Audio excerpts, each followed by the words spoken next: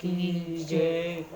પ્રાતસ્મરણીય પરમ પૂજ્ય શ્રી ગુરુદેવ શ્રીની આજ્ઞા અનુસાર મુમુક્ષુ જીવાત્માઓના કલ્યાણ અર્થે છપાવ્યું। નિત્ય પાઠ કરવો અતિ કલ્યાણકારી છે। સિવાય પોષ માસની શુક્લ અષ્ટમીથી શુક્લ પૂર્ણિમા સુધી 8 દિવસ સુધી યથાશક્તિ પાઠ કરવાનો સંકલ્પ કરીને વ્રત ધારણ કરવું, ઉપવાસ કરવા, ફળ અને દૂધ લેવું। સિવાય હવિષ્યાની એક વખત જમીને પણ વ્રત ધારણ થઈ શકે છે। પ્રાતઃકાળે 4 વાગે નિંદ્રાનો ત્યાગ કરવો, ભૂમિશયન કરવું અને બ્રહ્મચર્ય વ્રતનું પાલન કરવું। શક્ય હોય તો મૌન પાળવું। અનન્ય શ્રદ્ધાપૂર્વક અને દ્રઢતાથી ઉપરોક્ત વ્રત કરનારની ચારે કામનાઓ પરિપૂર્ણ થાય છે તેવું ભગવતી મા શતાક્ષીનું શ્રીમુખનું વચન છે। શ્રી અથ શતાક્ષી પાઠ। વિચિત્ર વિદમાખ્યાન્યમ હરિશ્ચંદ્રસ્ય કીર્તિતમ શતાક્ષી પાદ ભક્તસ્ય રાજશ્રી ધાર્મિકસ્ય ચ। જન્મેજય પૂછે છે, તમે શતાક્ષીના ચરણના ભક્ત ધર્માત્મા હરિશ્ચંદ્ર રાજાનું અમને વિચિત્ર આખ્યાન કહ્યું। હવે હે મુનિ, મહામંગળ રૂપ અને ભગવાન શતાક્ષી એટલે સેંકડો નેત્રોવાળા સાથી થયા તે કારણ કહીને મારો જન્મ સફળ કરો। શુદ્ધ બુદ્ધિવાળો કયો પુરુષ દેવીના ગુણ સાંભળીને તૃપ્તિ પામે છે કે જે સાંભળવાથી પદે પદે અશ્વમેઘ યજ્ઞનું અક્ષય ફળ થાય છે। વ્યાસ કહે છે, હે રાજા, શતાક્ષીના ઉત્તમ અવતારની કથા કહું છું તે સાંભળો। તમે દેવીના ભક્ત છો તેથી તમારી પાસે મારે નહીં કહેવાનું કાંઈ પણ નથી। પૂર્વે હિરણાક્ષીના વંશમાં રૂરુનો દીકરો દુર્ગમ નામનો મોટો દૈત્ય હતો। એ દૈત્ય મહાદારૂણ અને અત્યંત ખળ હતો। એણે વિચાર કર્યો કે દેવતાઓ વેદમાં રહેલા શસ્ત્ર અને તેના અસ્ત્રોથી દૈત્યોને મારે છે અને વેદ મંત્રોથી હોમાયેલા હવી ખાઈને પુષ્ટ થાય છે।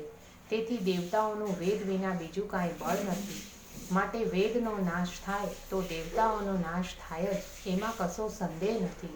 માટે મારે વેદનો નાશ કરવો એટલું જ કામ કરવાનું છે।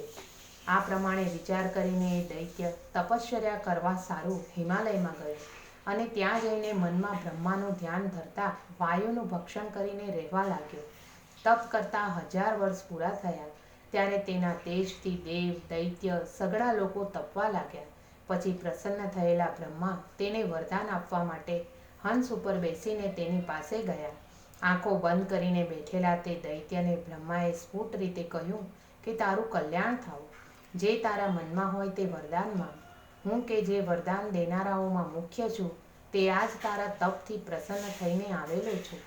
આ પ્રમાણે બ્રહ્માના વચન સાંભળી બ્રહ્માની પૂજા કરીને તેને વરદાન માંગ્યું કે હે દેવતાઓના સ્વામી, મને વેદ આપો। ત્રૈલોકમાં બ્રાહ્મણોની પાસે અને દેવતાઓની પાસે જે મંત્રો છે તે સઘળા મને આપો કે જેથી તેઓની પાસે એક પણ મંત્ર ન રહે। એ ઉપરાંત જેથી દેવતાઓના પરાજય થાય તેવું બળ પણ મને આપો।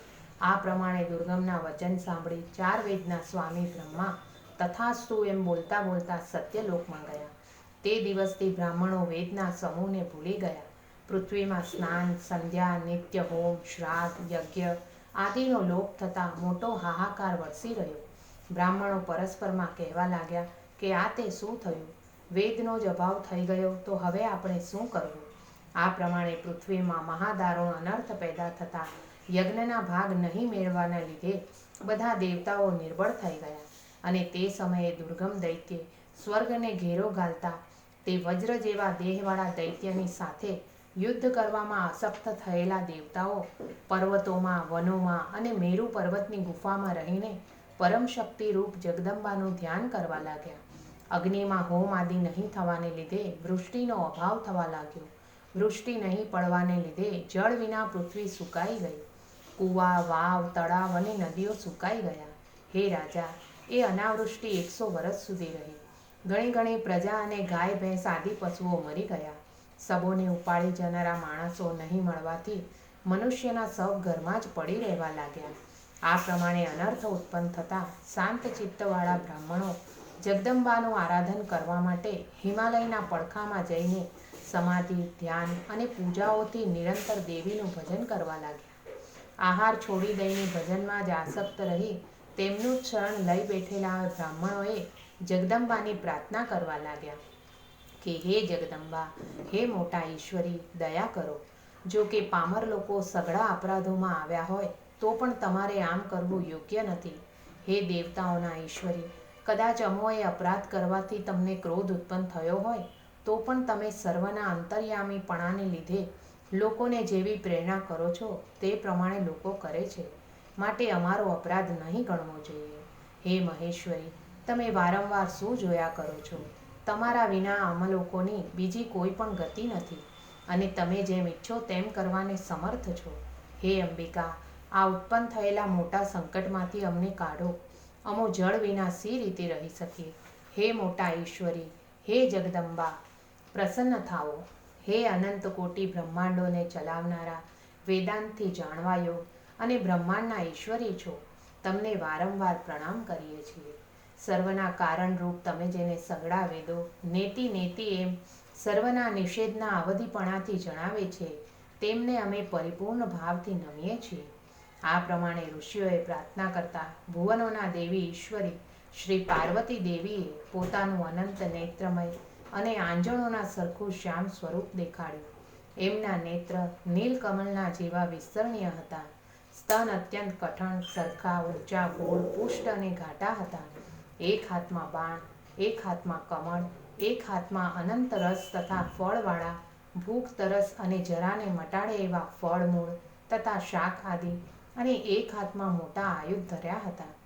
સઘળા સૌંદર્યના સારરૂપ, લાવણ્યથી શોભાયમાન, કરોડ સૂર્ય સરખું તેજસ્વી અને દયારસના સમુદ્ર જેવું એ રૂપ દેખાડીને જગદંબાએ લોકોમાં પોતાના અનંત નેત્રોમાંથી જળની હજારો ધારાઓ ચલાવી દીધી.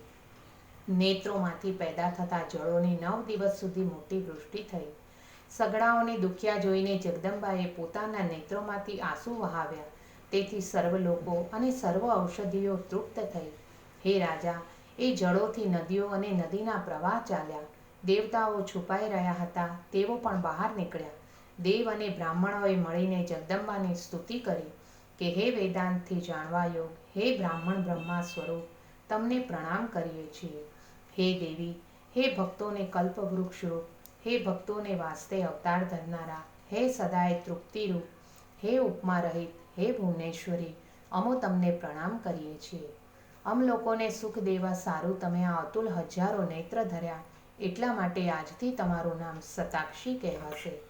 હે માં, હે દેવી, હે અંબિકા, અમો ભૂખથી પીડાયા છીએ, તેથી સ્તુતિ કરવાની અમારી શક્તિ નથી. હે ઈશ્વરી, કૃપા કરો અને વેદોને પણ લઈ આવો. આ રીતે તેઓના વચન સાંભળી જગદંબાએ તેમના ભક્ષણને વાસ્તે તેમના હાથમાં રહેલા શાક અને મીઠા મીઠા ફળ અને મૂળ આપ્યા. નવા અન્ન ઉત્પન્ન થતાં સુધી પહોંચે એટલા જોઈએ તેવા અનંત રસોવાળા અનેક પ્રકારના અન્ન તથા પશુઓને ખાવાના પદાર્થો પણ આપ્યા. હે રાજા, તે દિવસથી એમનું શાકંબરી એ પણ નામ થયું.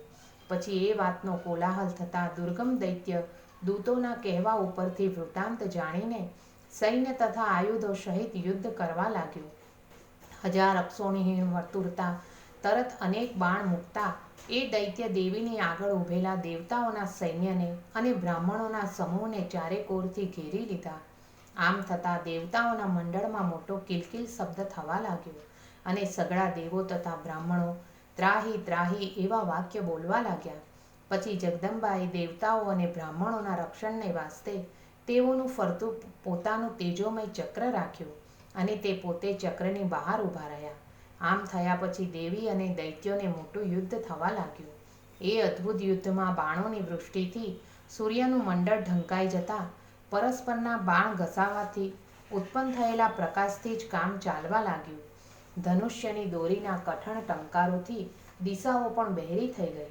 તે સમયે દેવીના શરીરમાંથી બીજી તીવ્ર શક્તિઓ નીકળી. કાલિકા, તારિણી, બાલા, ત્રિપુરા, ભૈરવી, સમા, બગલા, માતંગી, ત્રિપુર સુંદરી, કામાક્ષી, તુલજાદેવી, ભંજિની, મોહિની, છિન્નમસ્તા અને 10,000 હાથવાળા ગુહ્યકાળીએ શક્તિઓ તથા બીજી 32 અને 64 શક્તિઓ નીકળી. એ પછી આયુધો ધરનારી બીજી અસંખ્ય દેવીઓ ઉત્પન્ન થઈ. યુદ્ધભૂમિમાં મૃદંગ, શંખ અને વીણા આદિના નાચ થવા લાગ્યા. શક્તિઓએ દૈત્યોના 1000 અક્ષોહિણી સૈન્યને પરાભવ કરતા અગ્રેસર થયેલા સઘળી સેનાના પતિ દુર્ગમ દૈત્યે પ્રથમ એ શક્તિઓ સાથે યુદ્ધ કરવા માંડ્યું. એ યુદ્ધ ઘણું મોટું થયું અને તેમાંથી લોહીની નદી ચાલી. 10 દિવસે સઘળી અક્ષોહિણીઓનો નાશ થઈ ગયો. પછી મહાદારુણ 11મો દિવસ પ્રાપ્ત થતાં મોટો ઉત્સવ કરી રાતા પુષ્પ અને રાતા વસ્ત્રો ધરી અને રાતા ચંદનનું લેપન કરીને દુર્ગમ દૈત્ય રથમાં બેસીને યુદ્ધ કરવા ગયો. તેથી મોટા વેગથી સઘળી શક્તિઓને જીતી લઈને શતાક્ષીના રથની આગળ પોતાનો રથ ઊભો રાખ્યો અને પછી દેવી અને દૈત્યને 2 પ્રહર સુધી હૃદયને ત્રાસ આપે એવું મોટું યુદ્ધ થયું. દેવીએ મહાઉગ્ર 15 બાણ મૂકીને તેમાંથી 4 બાણ મૂકી 4 બાણ વડે દુર્ગમના 4 ઘોડાને, 1 બાણથી ધ્વજને અને 5 બાણથી હૃદયને વીંધી નાખતા લોહી નાક નીકળતો એ દૈત્ય જગદંબાની આગળ પડી ગયો અને મરણ પામ્યો. તેના શરીરમાંથી તેજ નીકળીને દેવીના શરીરમાં પેસી ગયું. મહાપરાક્રમી એ દૈત્ય મરણ પામતા ત્રૈલોક્ય શાંત પડ્યું. પછી બ્રહ્મા આદિ સર્વ દેવતાઓએ વિષ્ણુ તથા શિવને અગ્રણી કરીને ભક્તિપૂર્વક ગદગદ વાણીથી જગદંબાની નીચે પ્રમાણે સ્તુતિ કરી. દેવતાઓ સ્તુતિ કરે છે. હે જગતના ભ્રાંતિરૂપ, વિવર્તના મુખ્ય કારણરૂપ, હે પરમેશ્વરી, હે શાકંભરી, હે શતાક્ષી, તમને વારંવાર પ્રણામ કરીએ છીએ. હે સર્વ ઉપનિષદોએ ગાયેલા, હે દુર્ગમ દૈત્યનો નાશ કરનારા, હે માયાના ઈશ્વરી, હે શિવ, હે પાંચે કોષમાં વ્યાપી રહેલા, તમને નમીએ છીએ. મુનીશ્વરો નિર્વિકલ્પ ચિત્તથી જેનું ધ્યાન કરે છે એવા ઓંકારના અર્થરૂપ ભુવનેશ્વરીને ભજીએ છીએ. તમો કે જે અનંત કોટી બ્રહ્માંડોને ઉત્પન્ન કરનારા દિવ્ય રૂપવાળા અને બ્રહ્મા તથા વિષ્ણુ આદિના જનની છો, તમને પરિપૂર્ણ ભાવથી અમો નમીએ છીએ. દયાળુ અને પરમેશ્વરી શતાક્ષી વિના બીજો કયો સર્વેશ્વર પામર લોકોનું દુઃખ જોઈને રુદન કરે? કોઈ પણ રુદન કરે નહીં. વ્યાસ કહે છે, બ્રહ્મા અને વિષ્ણુ આદિ ઉત્તમ દેવતાઓએ આ પ્રમાણે સ્તુતિ કરતા અને અનેક પદાર્થોથી પૂજન કરતા જગદંબા તુરંત જ પ્રસન્ન થયા. તે સમયે પ્રસન્ન થયેલા તે દેવીએ બ્રાહ્મણોને વેદ લાવીને આપ્યા.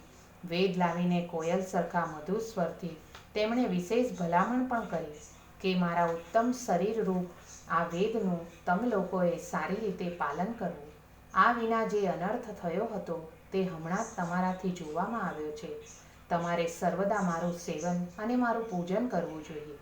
એના સિવાય બીજો કોઈ પણ સાધન કલ્યાણ કરનારું નથી. આમ લોકોએ સર્વદા આ મારા ઉત્તમ મહાત્મ્યનો પાઠ કરવો. પાઠ કરવાથી હું પ્રસન્ન થઈશ અને સઘળી વિપત્તિઓને મટાડીશ.